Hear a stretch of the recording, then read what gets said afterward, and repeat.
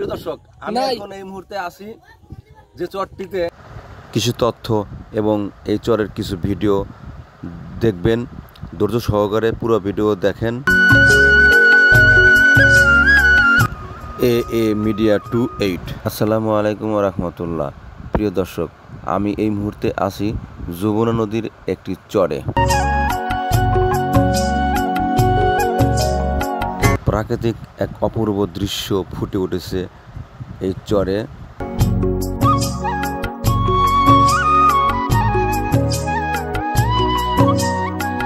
এই চরটির চতুর্পাশে পানির উপরে যেন ভাসমান এক চর। গরু, ছাগল, পশুপালন এবং শস্য ফলায় এই চরের মানুষগুলো।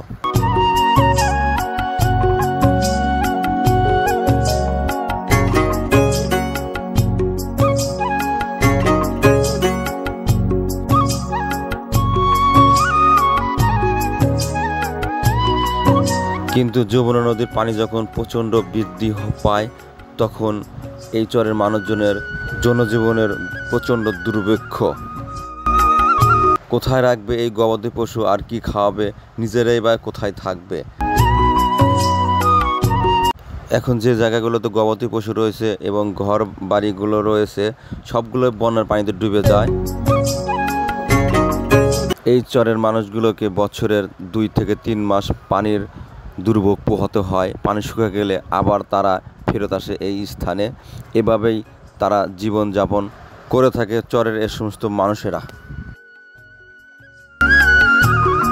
আবার কখনো ফসলের জমি সহকারে চরগুলো ভেঙে যায় এবং বাড়িঘরও ভেঙে যায়, তখনও অনেক দুর্ভোগ পোহাতে হয় এই সমস্ত চরের মানুষদের। এক কথা, সংগ্রামী জীবন এদের। গেল বছর ভেঙে নিলি ধান কাউনের চর, আবার কেন ভাঙতে আলি বসত বাড়ি ঘর, হাইরে নদীরে নিষ্ঠুরতা তর। আমি প্রথমে যখন চরটিতে ঘুরে বেড়ে দেখলাম, প্রকৃতির অনেক কাছে এসেছি, আমার অনেক আনন্দ লেগেছিল। কিন্তু যখন নদীর পানির স্রোত অনেক তীব্র হয়ে যখন এদের বাড়িঘর ভেঙে যায় বা বাড়িঘর পানিতে ডুবে যায়, তখন এদের অনেক দুর্ভোগ পোহাতে হয়। সত্যি প্রকৃতির সাথে অনেক সংগ্রাম করেই এই সব চরের মানুষদের বেঁচে থাকতে হয়।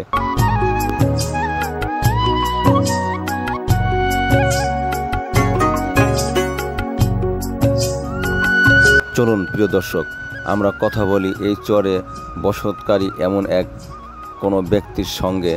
কেন সে এই চরে থাকে এবং এই চরে তার কাজ কি?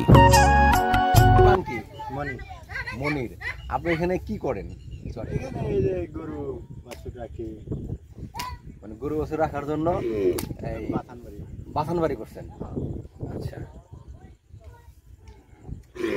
আপনার গরু আছে কয়টা? 10টা গরু করেন। আচ্ছা, এর পাশাপাশি আর কিছু করেন স্যার? এই টুকটাক আবাদ করি। টুকটাক কি মানে আমাদের ভিতরে খালি ভুট্টা? আচ্ছা, এই চরের নামটা কি? এই চরের নাম আগে ছিল তোমার বাড়ি, এখন বলে দক্ষিণ। এই চরের লোক সংখ্যা তো কম দেখি। নতুন বসতি সংখ্যা তো আপনার ভয় লাগে না? হ্যাঁ, কেন ভাই? প্রিয় দর্শক, আমরা কথা বললাম মনিরের সাথে। এই যে চরে আমি দাঁড়ায় আছি সে সম্পর্কে কিছু তথ্য জানলাম। চর নিয়ে এই ভিডিওটি কেমন হয়েছে কমেন্ট বক্সে জানিয়ে যাবেন। এখানে শেষ করছি। আল্লাহ হাফেজ।